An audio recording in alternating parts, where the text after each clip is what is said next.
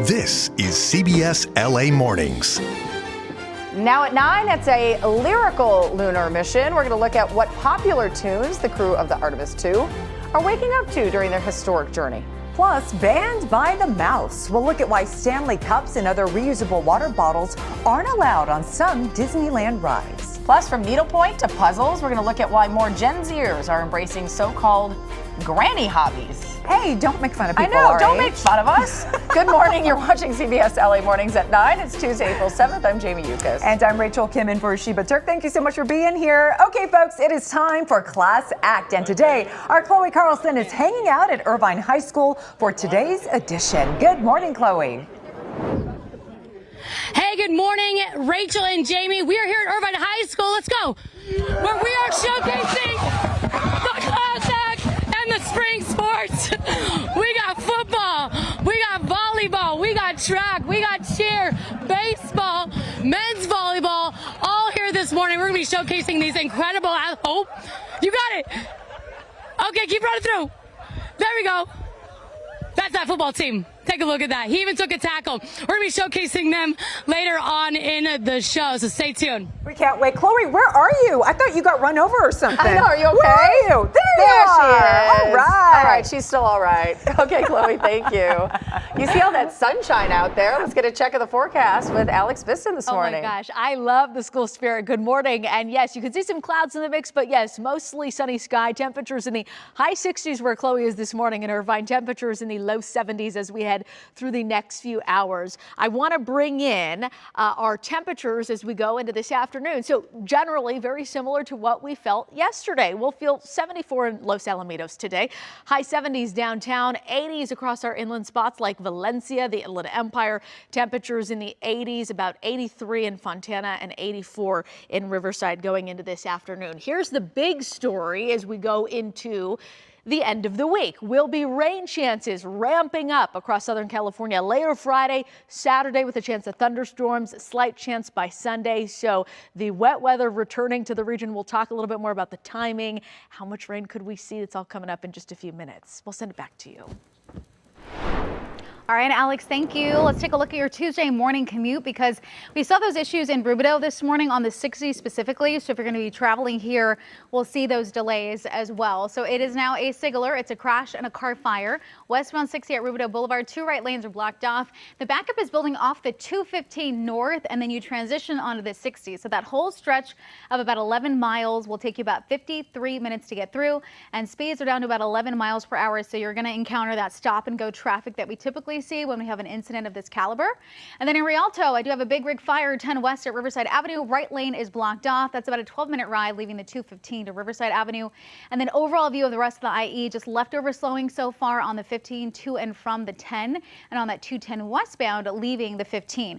In the LA area, this is now updated to just the northbound side of the 5 right at the 14. We have that signaler with the crash and spilled sand. The truck route is closed. Not a huge delay. And then in El Monte, eastbound 10 before Peck Road, fast track and 2 left lanes blocked off. Just a slight backup as you approach. Ladies, back to you. Kalina, thank you. We begin with breaking news in the Inland Empire. A person being questioned in connection with a massive warehouse fire in Ontario. Flames ripped through the 1.2 million square foot building in Hellman Avenue early this morning. CBS LA's Cara Finstrom is there to tell us what investigators are now saying.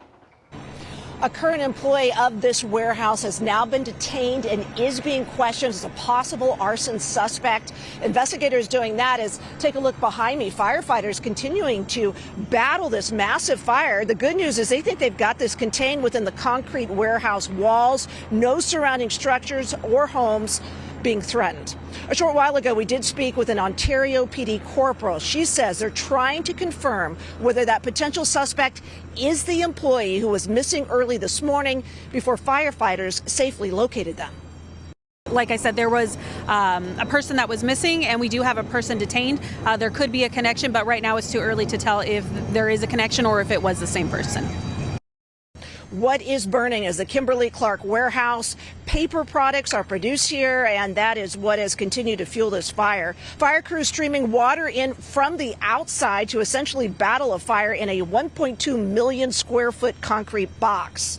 We've got video as well of the huge flames that firefighters saw when they got here around 12:30 this morning.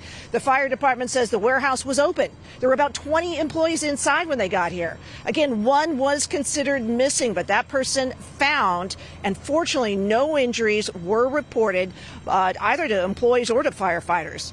Originally, it was thought that the warehouse's sprinkler system was effectively battling this, but because of all that fuel inside, all those paper products, this fire exploded. We saw a 6-alarm fire response, which means a ton of resources. For context, a 30-year veteran firefighter here said this was the only 6-alarm fire he has ever responded to.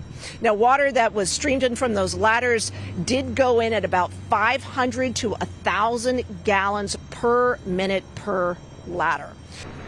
And as we've been out here throughout the morning, we've seen large pieces of paper coming out of the sky. This is, what appears to be a piece of toilet paper that's charred all around the edges. If we show you the concrete here, it's easier to see there. You can see all the pieces of smoky paper that have come down from the sky, all the charred debris. And if we pan up, look at that smoke up there. Fortunately, firefighters say there's nothing particularly toxic, they believe, in that smoke. But for folks who are sensitive to smoke, they encourage you to keep those windows closed because the firefight will continue here for quite a while. Cara Finstrom, CBS, LA.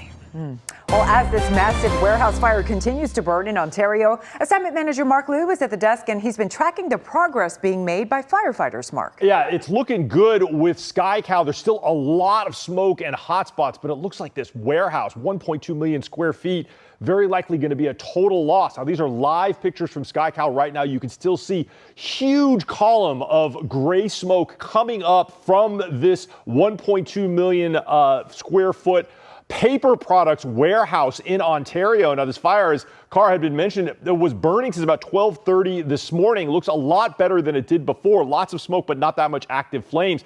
Now, it looks like everything inside of this warehouse has burned down all the way to the floor, filled with those paper products like paper towels and toilet paper, as Cara has mentioned. But one of the saving graces of this property, which is fairly new, was built between 2019 and 2021, is the 3-story tall concrete walls that surrounded this entire property that essentially contained the fire inside the building, and the other commercial properties did not burn as well. Very importantly, the neighborhood you see on the left side of your screen, no structure damage or embers flew over there, but firefighters continue to fight this fire. I'm going to show you on my map exactly where this is and how large this property is. So it's here in central Ontario. I'm going to zoom in, and this is the building we're talking about. You can see it's part of a very large industrial complex here. The building is about 1,800 square feet on one side and 800 square feet on the other, making for a total square footage of almost 1.2 million square feet. Now, firefighters were very concerned about this neighborhood. You can see how close it is. The smoke was possibly going to go over into this neighborhood here. They are asking people in this neighborhood, in the area, especially children and seniors,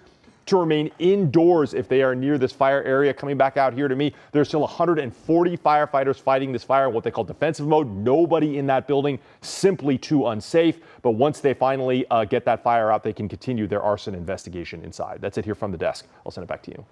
Have a great tip or story idea? Maybe you want to share breaking news video? Just text the desk. You can even ask us questions or express concerns about what's happening in your community. Text the desk at 818-221-2222. We are Southern California. We are Studio City. We are Marina Del Rey. We are Runyon Canyon. We are Riverside. We are CBS LA. We are yours.